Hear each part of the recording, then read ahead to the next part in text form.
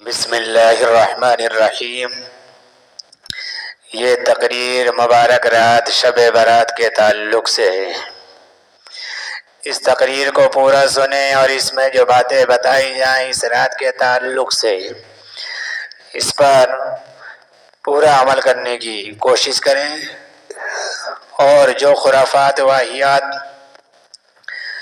اس مبارک رات میں ہونے لگے ہیں اس سے ہم اور آپ بچنے کی کوشش کریں۔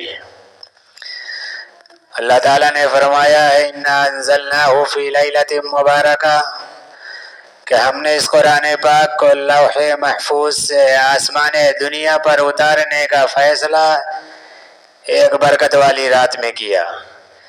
اس رات میں ہر حکمت والا معاملہ طے کر دیا جاتا ہے، اور ہمارے حکم سے اس کا تعلق شب برات سے ہی ہے۔ نیز سرور کائنات صلی اللہ علیہ وسلم نے ارشاد فرمایا کہ جس نے دین اسلام میں مذہب اسلام میں اس چیز کو پیدا کیا جس کا دین سے کوئی سروکار نہیں، وہ مردود ناقابل قبول ہے۔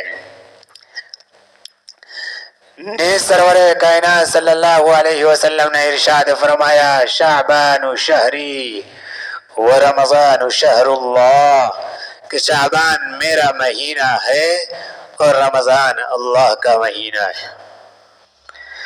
مسلمانوں، یہی مبارک مہینہ ہے جس کی 15ویں رات کو شب برات کہا جاتا ہے۔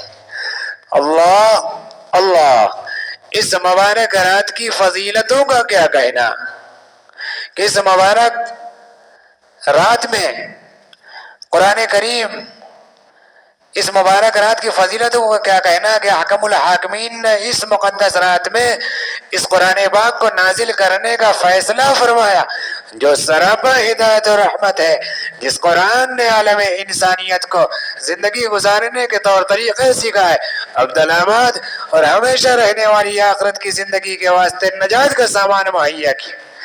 اس مبارک رات میں سال بھر کے معاملات جو حکمتوں اور مصلحتوں سے لبریز ہوتے ہیں طے کر دیے جاتے ہیں اور من جانب اللہ معصوم فرشتوں کے سپرد کر دیے جاتے ہیں۔ ہر مسلمان کے لیے ضروری ہوتا ہے کہ ماہ شعبان میں غفلت کی چادر اتار دے اور اس ماہ رمضان کے لیے جس میں رحمت خداوندی کے دریا بہائے جاتے ہیں ہر وقت تیاری کرے، گناہوں سے توبہ اور دربار خداوندی میں گریہ وزاری کرے۔ خادم رسول حضرت انس رضی اللہ عنہ کا فرمان ہے کہ جانثار صحابہ کرام شعبان کا چاند دیکھ کر قرآن پاک کی تلاوت میں اضافہ فرماتے، اپنے اموال سے زکوٰۃ نکالتے، قیدیوں کو رہا کیا جاتا، قرض چکائے جاتے تھے۔ یہ شعبان کا مہینہ مقرب اور افضل مہینہ ہے۔ اللہ پاک کی مخلوق میں مقرب فرشتے 4 ہیں، حضرت جبرائیل افضل ہیں، مقرب نبی 4 ہیں، محمد صلی اللہ علیہ وسلم افضل ہیں، مقرب صحابہ 4 ہیں، حضرت ابوبکر صدیق افضل ہیں، مقرب مقامات 4 ہیں، مکہ مکرمہ افضل ہے، مقرب مہینے 4 ہیں، ماہ شعبان افضل ہے۔ اللہ کا رسول تو ماہ شعبان کو اپنا مہینہ قرار دے رہا ہے، مگر ہمیں اس ماہ مبارک کے انوار و برکات سے محروم ہے۔ یہ غفلت اور ناسپاسی نئی دور کیا ہے؟ دوستو، میری ماں، تمہاری ماں، سارے عالم کی مسلمانوں کی ماں حضرت عائشہ صدیقہ رضی اللہ عنہا نبی کریم صلی اللہ علیہ وسلم سے پوچھتی ہیں اور کہتی ہیں کیا وجہ ہے، کیا سبب ہے کہ ہم ماہ شعبان میں بہت زیادہ روزے رکھتے ہیں؟ پیارے آقا نے فرمایا کہ اس ماہ میں اللہ تعالیٰ پورے سال مرنے والوں کے نام لکھتے ہیں۔ میں چاہتا ہوں کہ جب میرا نام لکھا جائے وفات کا تو میں روزہ دار ہوں۔ اسی مبارک ماہ کی 15ویں رات شب برات ہے۔ یہ وہ مبارک رات ہے جس میں رب ذوالجلال رحمتوں کے دروازے کھول دیتا ہے۔ یہ وہ مبارک رات ہے جس میں اللہ پاک کی تجلیات کا آسمان دنیا پر نزول ہوتا ہے۔ یہ وہ مبارک رات ہے جس میں آئندہ سال مرنے والوں کے نام لکھے جاتے ہیں۔ یہ وہ مبارک رات ہے جس میں انعامات کی بارش ہوتی ہے۔ یہ وہ مبارک رات ہے جس میں رحمتیں تقسیم نہیں بلکہ لٹائی جاتی ہیں۔ یہ وہ مبارک رات ہے جس میں اعلان عام ہوتا ہے کوئی استغفار کرنے والا کہ اس کی مغفرت کی جائے، ہے کوئی روزی مانگنے والا کہ اسے روزی دی جائے، ہے کوئی مصیبتوں میں گرفتار ہونے والا کہ اسے نجات عطا کی جائے۔ اس رات کا نام شب برات اس لیے ہے کہ پروردگار عالم کی طرف سے بڑی تعداد میں انسانوں کے گناہ معاف ہوئے ہیں، عذاب جہنم سے بے شمار لوگوں کی نجات عطا ہوتی ہے۔ اس رات میں تمام امور کا یعنی تمام کاموں کا فیصلہ کر دیا جاتا ہے۔ پورے سال میں جو چیز ہوتی ہیں وہ اس سال پورا ایک بجٹ بنا دیا جاتا ہے، کتنا اناج پیدا ہوگا وہ بھی لکھ دیا جاتا ہے، پانی برسے گا کتنا برسے گا وہ بھی لکھ دیا جاتا ہے، کون مرے گا کون جیے گا وہ بھی لکھ دیا جاتا ہے، کون حج بیت اللہ شریف کرے گا وہ بھی لکھ دیا جاتا ہے۔ الغرض پورے سال بھر کی بجٹ کی منظوری اسی مبارک رات میں لکھ دی جاتی ہے۔ اسی رات میں جبرائیل امین تشریف لائے اور فرمایا اے محمد اپنا سر اٹھاؤ۔ اپنے سر اٹھایا تو دیکھتے کیا ہے کہ جنت کے 8 دروازے کھلے پڑے ہیں۔ وہ رات کمائی کی رات ہے، خزانوں کو لوٹنے کا موسم ہے۔ یہ رات فرشتوں کی عید ہے، ہماری اور تمہاری عید اور ہے۔ فرشتوں کی عید شب قدر شب برات میں ہوتی ہے۔ مبارک ہیں وہ لوگ جس مبارک رات میں پروردگار عالم کی رحمت کا سایہ تلاش کرتے ہیں، اللہ کی عبادت و بندگی کرتے ہیں، دربار خداوندی میں اپنی ضروریات اور حاجات کی درخواست پیش کرتے ہیں اور خدا تعالیٰ ان کی درخواستوں کو قبولیت سے نوازتا ہے۔ پیارے دوستو، یہ رات رحمتوں اور سعادتوں سے دامن بھرنے کی رات ہے، ندامت و شرمندگی کے ساتھ آنسو بہانے کی رات ہے، گناہوں کو معاف کرانے کی رات ہے۔ شب برات عید اور بقرعید کی طرح کوئی تہوار نہیں، کوئی جشن نہیں، بلکہ اس کی حقیقت یہ ہے کہ یہ مقدس رات ہے۔ رسول پاک صلی اللہ علیہ وسلم اس رات میں زیادہ عبادت فرماتے، قبرستان تشریف لے جاتے، مردوں کے لیے دعائیں مغفرت کرتے اور دوسرے دن روزہ رکھتے۔ ایک مرتبہ کی بات ہے، عائشہ رضی اللہ عنہا فرماتی ہیں کہ 15ویں شعبان تھی، میری باری تھی، پیارے آقا میرے مکان میں تشریف لائے، کپڑے اتارے، پورے کپڑے اتارے بھی نہ پائے کہ پھر پہن لیے۔ میں نے خیال کیا لگ رہا ہے میرے کسی سوتن کے پاس جائیں گے، میں تلاش کے لیے نکلی تو میں نے آپ کو قبرستان میں استغفار کرتے ہوئے پایا، مومن مردوں مومن عورتوں نیز شہداء کے لیے مغفرت کی دعا میں مشغول ہیں۔ میں اپنے خیال پر شرمندہ ہوئی، الٹے پاؤں گھر چلی آئی۔ میری حالت یہ تھی کہ میری سانس پھول رہی تھی۔ پیارے آقا ہے تو کہا، مجھے دیکھ کر کہا عائشہ تم اتنا کیوں ہانپ رہی ہو؟ میں نے عرض کیا میرے ماں باپ آپ پر قربان ہو، جب آپ گھر سے تشریف لے گئے تو میں نے خیال کیا لگ رہا ہے آپ میرے کسی سوتن کے پاس جائیں گے، تو میں نے آپ کو قبرستان میں استغفار کرتے ہوئے پایا۔ یہ سن کر پیارے آقا نے فرمایا عائشہ کیا تم کو یہ خوف تھا کہ اللہ اور اس کا رسول تم پر کوئی ظلم کرے گا؟ فرمایا کہ اس وقت میرے پاس جبرائیل امین تشریف لائے تھے اور فرمایا آج کی رات شب برات ہے، اس رات میں اللہ تعالیٰ قبیلہ بنو قلب کی بکریوں کے بالوں کی تعداد سے بھی زیادہ مخلوق کو جہنم سے آزاد کرتے۔ آپ جانتے ہیں کہ عرب میں بکریاں پالنے کا رواج عام طور قبیلہ بنو قلب میں بکریاں زیادہ تھیں، اس لیے آپ نے اسی کا نام لیا۔ پھر آپ نے کپڑے اتارے، پھر اس کے بعد عائشہ رضی اللہ عنہا سے فرمایا کہ آج کی رات تمہاری طرف سے عبادت کرنے کی اجازت ہے؟ عائشہ رضی اللہ عنہا عرض کرتی ہے میں نے عرض کیا میرے ماں باپ آپ پر قربان ہوں، ضرور اجازت ہے۔ اس کے بعد حضور صلی اللہ علیہ وسلم عبادت میں مشغول ہو گئے۔ یہ تھا آپ صلی اللہ علیہ وسلم کا عمل جو آپ نے سنا۔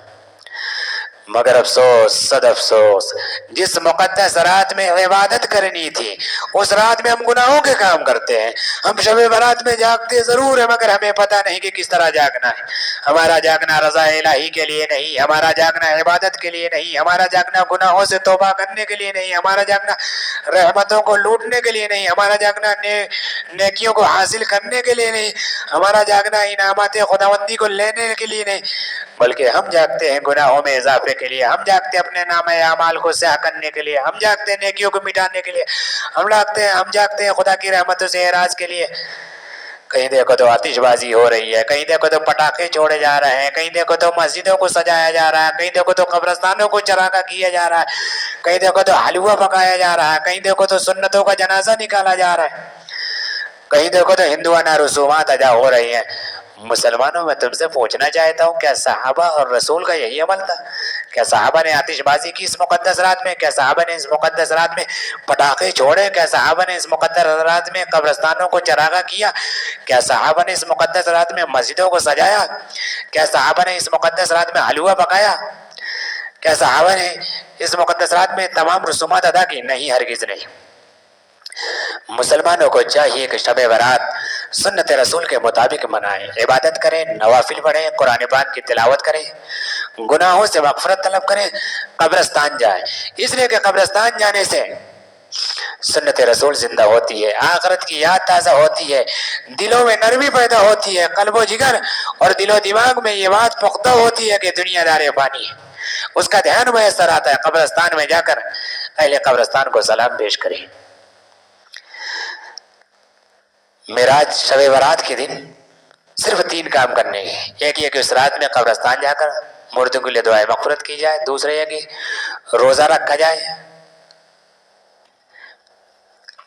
اور تیسرے یہ کہ عبادت کی جائے، نوافل، ذکر، پھر قرآن پاک کی تلاوت میں رات گزاری جائے۔ قبرستان جب جائیں تو سلام پیش کریں۔ ترمذی کی روایت ہے کہ پیارے آقا کا مدینہ کے ایک قبرستان سے گزر ہوا تو آپ نے فرمایا السلام علیکم یا اہل القبور یغفر اللہ لنا ولکم وانتم سلفنا ونحن بالاثر، اے قبر والو تم پر سلام ہو، اللہ پاک ہماری اور تمہاری مغفرت فرمائے، تم ہم سے پہلے یہاں آ گئے ہو اور ہم تمہارے بعد میں آنے والے۔ قبرستان میں جا کر مردوں کے لیے، آباء و اجداد کے لیے، رشتہ داروں اور عام مسلمانوں کے لیے مغفرت کی دعا کریں۔ مگر افسوس کرنا کیا تھا، کرتے کیا ہے؟ بیہودہ حرکتوں کا صدور ہوتا ہے، آتش بازی ہوتی ہے، کسی کا ہاتھ جلتا ہے، کسی کا چوٹ لگتی ہے، کسی کا گھر جل جاتا ہے۔ اجتماعی طور پر قبرستان میں جا کر ایصال ثواب کیا جاتا ہے، کھانے وغیرہ کا اہتمام کیا جاتا ہے۔ مسلمانوں قبرستان میں جا کر سنت کو زندہ کرو، مگر قبر کو ہاتھ سے چھویا نہ جائے، اس کو چوما نہ جائے، قبر کے سامنے پیشانی نہ جھکائے، قبر کو سجدہ نہ کیا جائے، قبر کی مٹی کو چہرے پر ملا نہ جائے، قبر کے سامنے دونوں ہاتھ اٹھا کر دعا نہ مانگی جائے، قبروں پر چلا نہ جائے۔ عقبہ ابن عامر جو صحابی رسول ہے کہتے ہیں میں آگ پر جلوں جس سے میرے پیر جل جائے، یا ننگی تلوار کی تیز دھار پر اپنا پیر رکھ دوں جس سے میرے پیر کٹ جائے، مجھے یہ پسند ہے، مجھے یہ گوارا ہے، بجائے اس کے کہ میں قبروں پر چلوں۔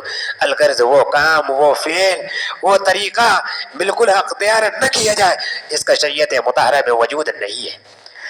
پیارے دوستو، یہ دنیا دارالامتحان ہے، اس کی مثال ایک ہوٹل اور سرائے کی سی ہے جس میں انسان چند روز مسافر کی طرح قیام کرتا ہے۔ ٹھیک اسی طرح اللہ رب العزت نے انسان کو امتحان کے واسطے بھیجا ہے کہ شریعت اسلامیہ پر عمل کر کے جنت الفردوس کو اپنا ٹھکانہ مقام بناتا ہے، یا شیطانی خرافات پر عمل کر کے جہنم جیسی بدترین جگہ کو اپنا ٹھکانہ اور مقام بناتا ہے۔ پیارے آقا نے، اللہ نے فرمایا کہ جہنم کی آگ سے اپنے آپ کو اور اپنے گھر والوں کو بچاؤ، یا ایھا الذین آمنوا قوا انفسکم واہلیکم نارا، ایمان والو اپنی جان کو اور اپنے گھر والوں کو آگ سے بچاؤ۔ بارگاہ رب العزت میں دعا کیجئے کہ اللہ پاک ہم سب کو اس رات میں زیادہ سے زیادہ عبادت کرنے کی توفیق عطا فرمائے، بدعت و خرافات سے ہم سب کی